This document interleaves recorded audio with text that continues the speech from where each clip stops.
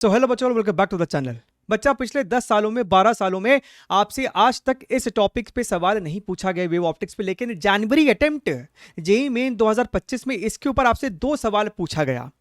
आपके सामने यहां पे हम लोग कॉन्सेप्ट के साथ साथ 3 और एक्स्ट्रा सवाल यहां पे देखने वाले हैं, और एक ऐसा भी सवाल यहां पे देखेंगे, वैरायटी देखेंगे, जो जनवरी अटेम्प्ट में तो नहीं पूछा गया लेकिन आगे आने वाले शिफ्ट में या फिर आगे आने वाले सालों में पूछा जा सकता है। तो ध्यान से यहां पे इन कॉन्सेप्ट को और इन सवालों को देखना, ठीक है। हो सके चैनल पे अगर नए हो तो उसको सब्सक्राइब कर लेना और इस सेशन को देखने के बाद लाइक भी कर देना।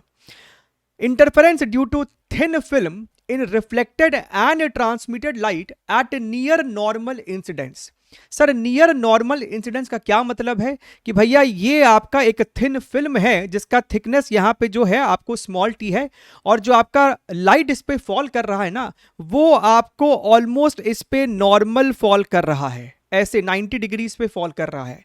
तो सर आपने यहां पे डायग्राम इस प्रकार से एक एंगल पे क्यों बनाया है? Just for the sake of understanding the diagram, क्योंकि अगर हम लोग यहां पे वर्टिकल ऐसे ऐसे डायग्राम बना देंगे तो कुछ लाइट यहां पे आपको रिफ्रैक्ट होगी, कुछ रिफ्लेक्ट होगी, तो भैया रिफ्लेक्ट वाला और इंसिडेंट दोनों आपको एक ही लाइन पे बनाना पड़ जाएगा, तो क्लमजी हो जाएगा। इस कारण से हम लोग थोड़ा सा एंगल करके बना रहे हैं, लेकिन अपने को ध्यान रखना है कि ये आपको नियर नॉर्मल इंसिडेंस का केस है। अच्छा, यहां पे सबसे पहले हम लोग देखेंगे कि भैया आपको ये फिल्म है, ऊपर भी एयर है, नीचे भी एयर है, सराउंडेड बाय एयर। और एक कैटेगरी हम लोग देखेंगे जहां पे ये आपका फिल्म है जिसका रिफ्रैक्टिव इंडेक्स म्यू1 है, और इसके नीचे सपोज करो कि भैया एक आपको ग्लास प्लेट है जिसके रिफ्रैक्टिव इंडेक्स आपको म्यू2 है, या फिर कोई और मटेरियल है जिसका रिफ्रैक्टिव इंडेक्स म्यू2 है। अब क्या तो आपको म्यू1 म्यू2 से ज्यादा हो सकता है, या फिर आपको म्यू1 म्यू2 से कम हो सकता है, राइट। इस साल जो आपसे पूछा गया उसमें ये वाला कैटेगरी शामिल था जहां पे म्यू1 म्यू2 से ज्यादा था, लेकिन अगर म्यू1 म्यू2 से कम हो जाएगा तो आपको यहां पे चीजें बदल जाएंगी। उसको समझने के लिए लेट अस अंडरस्टैंड कि भैया यहां पे आपको इंटरफेरेंस कैसे हो रहा है और आपको कंडीशन क्या है मैक्सिमा का और मिनिमा का। सबसे पहले हम लोग यहां पे सिंपल केस लेते हैं कि भैया हमारे पास यहां पे एक फिल्म है और इसका थिकनेस यहां पे हमने टी मान लिया है। अब हम लोग जो यहाँ पे अजम्पशन ले रहे हैं कि भैया जब आपको रे ऑफ लाइट इस पे इंसिडेंट है ना, उसके साथ 3 चीज हो सकता है। पहला, थोड़ा सा रिफ्लेक्शन हो सकता है, कुछ रिफ्रैक्शन हो सकता है, और थोड़ा सा यहाँ पे एब्जॉर्प्शन भी हो सकता है। जो एब्जॉर्प्शन वाला पोर्शन है हम लोग उसको यहाँ पे इग्नोर करके चल रहे हैं, नेग्लिजिबल मान के चल रहे हैं, ठीक है।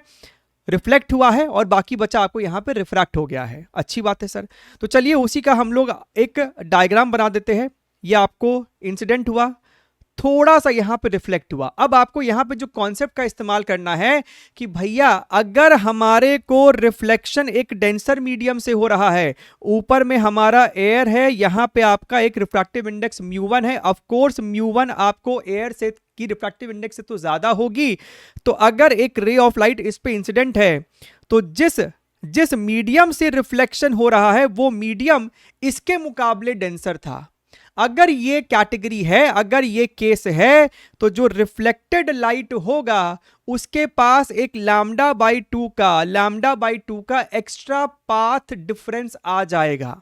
उसके पास लैम्डा बाई 2 का एक्स्ट्रा पाथ डिफरेंस आ जाएगा। ये आपको फिलहाल के लिए समझ के चलना है। तो यही चीज हमारे साथ यहां पर भी हुआ। आपको इंसिडेंट लाइट फॉल किया, ये रिफ्लेक्टेड है, इसके अंदर आपको लैम्डा बाई 2 का पाथ डिफरेंस आ गया है। अच्छा सर, अब यहां से कुछ रिफ्रैक्शन हुआ, फिर यहां पे इस वाले इंटरफेस पे आपको दोबारा से रिफ्लेक्शन हुआ। लेकिन अगर तुम ध्यान से देखोगे, अब जब इस वाले लेयर पे रिफ्लेक्शन हुआ है तो भैया नीचे वाला आपका एयर है, इसका रिफ्रैक्टिव इंडेक्स आपको म्यू1 है। अगर तुम ध्यान से देखो तो अब जब रिफ्लेक्शन हुआ है तो नीचे वाला मीडियम आपको रेयरर है। जब रेयरर मीडियम से रिफ्लेक्शन हो रहा है तो आपको यहां पे कोई पाथ डिफरेंस एक्स्ट्रा ऐड नहीं होगा लैम्डा बाई 2 जैसा, राइट। अच्छी बात है, ये आपको ऊपर गया और यहां पे आपको रिफ्रैक्शन भी हुआ है और थोड़ा सा रिफ्लेक्शन भी हुआ है। अगर तुम ध्यान से देखोगे तो भैया ये वाली रे नंबर 1 और ये वाली रे आपको दोनों आपस में इंटरफियर करेगा। थोड़ा सा इधर भी आ जाते हैं। जब ये लाइट आपको यहां पे इंसिडेंट हुआ, कुछ रिफ्लेक्शन हुआ, पार्शली यहाँ पे आपको रिफ्रैक्शन भी हुआ होगा, यहाँ पे भी आपको पार्शली रिफ्रैक्शन भी हुआ होगा। तो भाई साहब ये दोनों जो आपको ट्रांसमिटेड रेज है, ट्रांसमिटेड रेज, ये दोनों आपस में इंटरफियर करेगी रे नंबर 3 एंड 4, राइट। तो ये है आपका रिफ्लेक्टेड, ये आपका रिफ्लेक्टेड साइड का इंटरफियरेंस और ये है आपका ट्रांसमिटेड साइड का इंटरफियरेंस। इन दोनों के बीच में अगर हमको पाथ डिफरेंस जानना है तो सबसे पहले हमको ये भी देखना पड़ेगा कि भैया ये वाला रे नंबर 1 के पास तो एक एक्स्ट्रा पाथ डिफरेंस λ/2 का आया, लेकिन ये आपको इधर गया, ये आपको इधर गया, तो यहां से यहां तक डिस्टेंस ट्रैवल किया t, नियर नॉर्मल इंसिडेंस था, तो ये आपको बेसिकली वर्टिकल होना चाहिए था। तो ये डिस्टेंस भी आपको t और ये डिस्टेंस भी t, यानी रे नंबर 2 ने आपको इस मीडियम में ट्रैवल किया है 2t डिस्टेंस, यानी एयर में ट्रैवल किया होता 2 म्यू टी डिस्टेंस, यानी रे नंबर 2 के पास एक्स्ट्रा पाथ है 2 म्यू टी का। तो इन दोनों के बीच में जो पाथ डिफरेंस हो जाएगा, जो आपका रिफ्लेक्टेड रेस का इंटरफियरेंस में जो पाथ डिफरेंस होगा, that is your 2 mu T minus λ/2। अब अगर ये पाथ डिफरेंस, अगर ये पाथ डिफरेंस n लैम्डा के बराबर है, तब तो आपको कंस्ट्रक्टिव इंटरफियरेंस हो रहा है। और अगर ये पाथ डिफरेंस अपने को 2n माइनस 1 λ/2 के बराबर है, तो अपने को डिस्ट्रक्टिव इंटरफियरेंस हो रहा है। यानी कि भैया अगर कोई ऑब्जर्वर यहां पे देख रहा है और डिस्ट्रक्टिव इंटरफियरेंस हुआ है, मतलब कि उसको रिफ्लेक्शन में कुछ दिखाई ही नहीं देने वाला है, राइट। बढ़िया है सर। सेम कहानी चलिए इसके लिए भी बात कर लेते हैं। अगर तुम इस वाले रे की बात करोगे, यहां से आप चाहो तो स्टार्टिंग पॉइंट ले लो, राइट। तो भैया ये जो रे नंबर 3 है, यहां से यहां गया और फिर ये निकल गया, तो मीडियम में ट्रैवल किया t, तो एयर में इसका पाथ हो गया है म्यू टी। अगर हम 4 की बात करेंगे तो भैया शुरुआत तो यहीं से है, खट खट खट, और यहां पे भी जब रिफ्लेक्शन हुआ है तो ये ऊपर वाला आपको रेयरर मीडियम था, तो यहां पे कोई भी λ/2 एक्स्ट्रा ऐड नहीं करेंगे, तो सिर्फ t t एंड t यानी 3t। तो एयर में इसका जो पाथ हो जाएगा that is your 3 mu T. इन दोनों के बीच में जो पाथ डिफरेंस आया है ट्रांसमिटेड के लिए जो पाथ डिफरेंस आएगा delta x that is equal to 3 mu T minus mu t, यानी कि 2 म्यू टी। अब अगर ये 2 म्यू टी आपको n लैम्डा के बराबर है तो मैक्सिमा, और अगर ये 2 म्यू टी अपने को 2n माइनस 1 λ/2 के बराबर है तो मिनिमा। कहानी क्लियर है। आपसे इतना ही पूछता है कि भैया बताइए टी की मिनिमम वैल्यू क्या होनी चाहिए ताकि यहां पे आपको मैक्सिमा दिख जाए, या फिर यहां पे मिनिमा हो जाए, यहां पे मैक्सिमा हो जाए, यहां पे मिनिमा हो जाए। ठीक बात है सर। अब इसमें हम लोग एक और केस लेते हैं जहां पे हम लोग के पास एक फिल्म होता है, उसको हम लोग एक ग्लास प्लेट पे या किसी और मीडियम पे कोट कर देते हैं। अच्छा सर, तो सर इस वाले मीडियम की रिफ्रैक्टिव इंडेक्स μ1 है, इसकी रिफ्रैक्टिव इंडेक्स μ2 है। अगर मेरा μ1 μ2 से ज्यादा है ना, तो कुछ भी अंतर नहीं आया मेरे जीवन में, क्योंकि इसके पहले वाले केस में भी आपके पास यहाँ पे एक मीडियम होता था, ऊपर आपको एयर था, नीचे भी आपको एयर था, इसकी रिफ्रैक्टिव इंडेक्स μ1। तो भैया μ1 एयर से भी ज्यादा था और μ1 नीचे वाले एयर से भी ज्यादा था। तो यहां पे भी तो वही है, ऊपर में आपके पास एयर है, तो भैया μ1 का रिफ्रैक्टिव इंडेक्स एयर से भी ज्यादा है और μ1 का μ2 से भी ज्यादा है। तो जो कहानी इसके पहले देखा था ना, हूबहू वही कहानी आपको यहां पे भी चलने वाली है। यहां पे कुछ आपको रिफ्लेक्शन हुआ है, यहां पे रिफ्रैक्शन है, यहां पे आपको एक और रिफ्रैक्शन है, यहां पे आपके पास रिफ्लेक्शन है, यहां पे आपको रिफ्रैक्शन है, फिर से रिफ्लेक्शन है, और आपके पास यहां पे रिफ्रैक्शन है। तो भैया ये हूबहू वही कहानी है, रे नंबर 1 और 2 के बीच में इंटरफेरेंस होगा। यहां पे अगर हम ध्यान से देखेंगे तो आपके पास रे नंबर 3 और 4 के बीच में इंटरफेरेंस होगा। इन दोनों के बीच का जो पाथ डिफरेंस होगा वो मेरे को होगा 2 म्यू टी, और इन दोनों के बीच का जो पाथ डिफरेंस होगा that is going to be your 2 mu t, जहां पे t इसका रिफ्रैक्टिव इंडेक्स है, और यहां पे म्यू की जगह हमको μ1 लिखना चाहिए, यानी कि 2 μ1 t minus λ/2 is your path difference. और यहां पे 2 μ1 t, μ2 का यहां पे कोई भी आपको रोल नहीं होने वाला है। सिर्फ इतना रोल था जानने में कि भाई साहब जब आपको यहां पे यहां पे जब आपको रिफ्लेक्शन हुआ तो आज भी म्यू2 रेयरर मीडियम था, तो इस वाले रे में आपको λ/2 ऐड नहीं होगा। ये आपको ध्यान में रखना है, ठीक बात है सर। इसी में अगर फर्क आपको यह पड़ जाए कि भैया आपका म्यू1 म्यू2 से छोटा हो जाए, now look here very very carefully, अगर यहां पे म्यू1 म्यू2 से छोटा हो जाए यानी ये डेंसर मीडियम हो जाए, अब यहां पे आप रिफ्लेक्शंस पे एकदम ध्यान देना। जब यहां पे रिफ्लेक्शन हुआ तो इसके पास एक पाथ आ गया एक्स्ट्रा λ/2 का, उसके बाद इसकी ये थिकनेस हमारे को t है, इसने यहां पे डिस्टेंस ट्रैवल किया t, उसके बाद यहां पे जब रिफ्लेक्शन हुआ ना तो एक डेंसर मीडियम से, नीचे वाला डेंसर मीडियम है, एक डेंसर मीडियम से रिफ्लेक्शन हुआ है, राइट। और साथ ही साथ जब ऊपर गया तो वापस से t डिस्टेंस ट्रैवल किया, यानी इसके पास 2 म्यूटी के साथ साथ एक λ/2 भी है, क्योंकि यहां पे λ/2 और एक्स्ट्रा ऐड हुआ। तो अब इन दोनों के बीच में जो पाथ डिफरेंस होगा ना, अब जो रिफ्लेक्टेड में आपको पाथ डिफरेंस होगा, दिस माइनस दिस, ये आपको 2 म्यूटी का है। अब अगर ये पाथ डिफरेंस n लैम्डा के बराबर है तो मैक्सिमा, और 2n - 1 λ/2 के बराबर है तो मिनिमा। क्लियर है मेरी बात? अगर हम यहां पे बात करें रे नंबर 3 और 4 के बीच में, तो भैया यहां से स्टार्टिंग पॉइंट अगर ले तो ये t डिस्टेंस ट्रैवल किया और फिर ये रिफ्रैक्ट कर गया, तो इसके पास आपको हो जाएगा म्यूटी। और अगर हम इस वाले की बात करें, 4 की बात करें, तो भैया यहां से यहां आया t डिस्टेंस, यहां से यहां t डिस्टेंस और यहां से यहां t, तो 3 म्यूटी तो होगा, लेकिन साथ ही साथ जब यहां पे रिफ्लेक्शन हुआ था तो λ/2 इसमें ऐड हुआ, यहां पे रिफ्लेक्शन हुआ तो कोई λ/2 ऐड नहीं होगा क्योंकि ऊपर वाला रेयरर मीडियम है। तो λ/2 ऐड हुआ है तो वो λ/2 इसमें आपको लिखना पड़ेगा। तो अगर हम ध्यान से देखें तो इसका और इसका डिफरेंस आपको अब क्या हो जाएगा, इसका और इसका डिफरेंस आपको क्या हो जाएगा, that is your path difference. तो वो हमको दिख रहा है 2 म्यूटी प्लस λ/2 का, this is your path difference now. और अगर ये पाथ डिफरेंस फिर से n लैम्डा के बराबर है तो मैक्सिमा, और 2n - 1 λ/2 के बराबर है तो मिनिमा।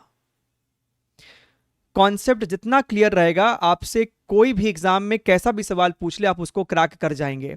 चाहो तो वीडियो को पॉज करके इसको ट्राई करना और नीचे फिर कमेंट भी कर देना कि भैया क्वेश्चन नंबर 1, 2, 3 का आपका आंसर एग्जैक्टली आया कि नहीं आया। हमने आपको इसके लिए इंटीजर फॉर्म में कन्वर्ट कर दिया है। The minimum thickness of an oil film in air that gives an interference maxima in reflected light for wavelength this much। तो आपसे यहां पे प्रश्न में कहा गया है कि भैया हमको रिफ्लेक्टेड में मैक्सिमा चाहिए। तो आपके पास यहां पे इंसिडेंट है इस प्रकार से, ये ऐसे है, फिर यहां पे आपको खटाक, राइट, ये आपको फिर से ऐसे खटाक और ये आपको खटाक। तो इसके और इसके बीच में जो आपको पाथ डिफरेंस आया था निकल के, इसके पास λ/2 है, इसके पास 2 म्यूटी है, तो पाथ डिफरेंस था 2 म्यूटी माइनस λ/2।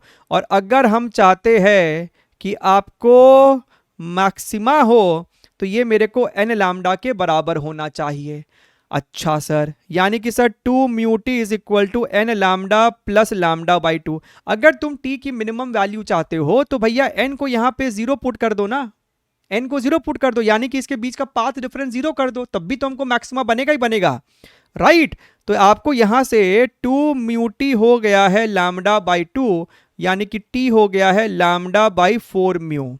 ना लैम्डा की वैल्यू है मेरे पास यहां पे 55360 into 10 to the power -10 divided by 4 into mu, और म्यू हमको दे रखा है 1.34। दिस इंटू दिस इज 5.36, इसको इससे मारेगा तो ये 1000 हो जाएगा। सो 10 टू द पावर 7 मीटर हमको आना चाहिए। तो x की वैल्यू कितनी आ रही है, 7। आपका भी अगर 7 आया है तो जरूर से हमको बताइएगा आप नीचे कमेंट करके, ठीक है। सिंपल है एकदम, ऐसे सवाल आपको पूछे जा चुके हैं और पूछे जा सकते हैं। ये सवाल आपको एक ओल्ड IIT JEE का सवाल है, तो आप ध्यान से देखिए। इसके अंदर आपको कुछ तो कोटिंग किया है। A glass plate of refractive index 1.5 is coated with a thin layer of thickness t, refractive index 1.8। तो सर ये तो हमारा केस ए हो गया है, जहां पे आपने नीचे वाले के ऊपर जो लेयर की कोटिंग करी है, ऊपर वाले का रिफ्रैक्टिव इंडेक्स ज्यादा है, इसका रिफ्रैक्टिव इंडेक्स 1.8 और इसका रिफ्रैक्टिव इंडेक्स है 1.5, तो ये इससे ज्यादा है। हमसे क्या बोला, it is partly reflected at the upper and the lower surface of the layer and the two reflected raise interfere, right the condition for their constructive interference.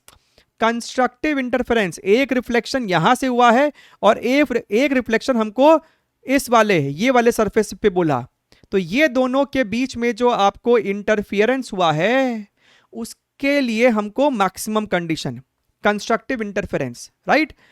Lambda की वैल्यू इतनी है, the least value of T, the least value T की minimum value क्या होनी चाहिए for which they interfere constructively. तो हमको basically यहां पे टी की वैल्यू बतानी है इन टर्म्स ऑफ नैनोमीटर। तो क्योंकि भैया ये आपको इससे ज्यादा है, तो फिर से यहां पे जो पाथ डिफरेंस आएगा ना, वो आपको 2 mu T minus lambda by 2 का ही आएगा। तो फिर से 2 mu T minus lambda by 2, और ये आपको n लैम्डा के बराबर होना चाहिए, लेकिन हमें t की लीस्ट वैल्यू चाहिए, तो इसका पाथ डिफरेंस को 0 से इक्वेट करके एग्जैक्टली वैसे ही हमको सॉल्व हुआ है। लेकिन जस्ट बिकॉज यहाँ पे नीचे एक और लेयर आता है तो बच्चे कभी कभी कंफ्यूज कर सकते हैं। 648 4 इंटू म्यू में ऊपर वाले का refractive index that is your 1.8। सो भाई साहब इसको अगर हम सॉल्व करें तो ये आपको 90 नैनोमीटर आपको दिखना चाहिए। तो आपका भी जवाब 90 आया है, देख लीजिएगा।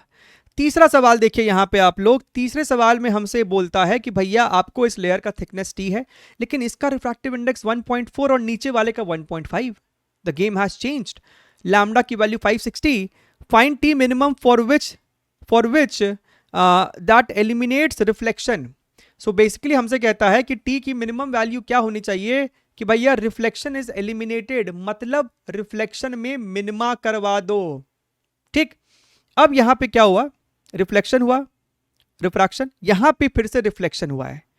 यहीं पे आपका गेम इस बार बदल गया। क्या बदल गया सर, इसमें तो लैम्डा बाई 2 आया, टी डिस्टेंस, लेकिन जब यहां पे रिफ्लेक्शन हुआ है तो डेंसर मीडियम से रिफ्लेक्शन हुआ है, यानी इसमें एक्स्ट्रा पाथ आया है 2 mu T plus lambda by 2 का।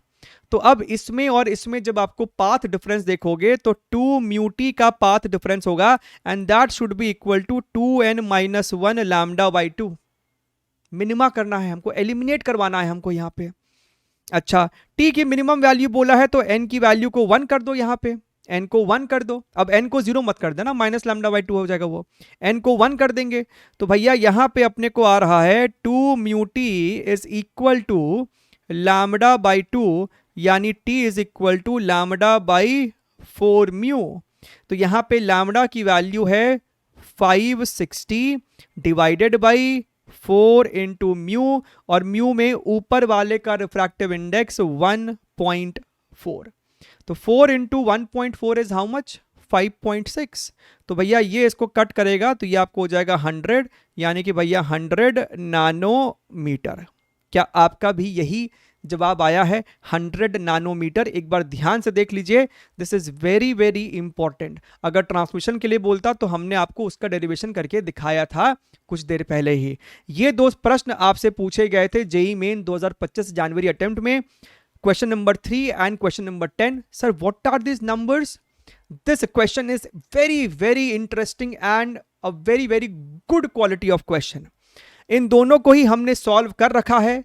उस वीडियो का लिंक आपको नीचे लगा पड़ा है डिस्क्रिप्शन बॉक्स पिन कमेंट में, और उस वीडियो में क्वेश्चन नंबर 3 ये वाला वीडियो है, क्वेश्चन नंबर 10 ये वाला वीडियो है। जरूर से इसको ट्राई करना, नहीं होता है तो जाके इस लिंक पे क्लिक करके इनके डिस्कशन को एक बार देख लीजिएगा। ठीक है, चलिए मिलते रहेंगे। Take care, wish you all the very best and bye bye.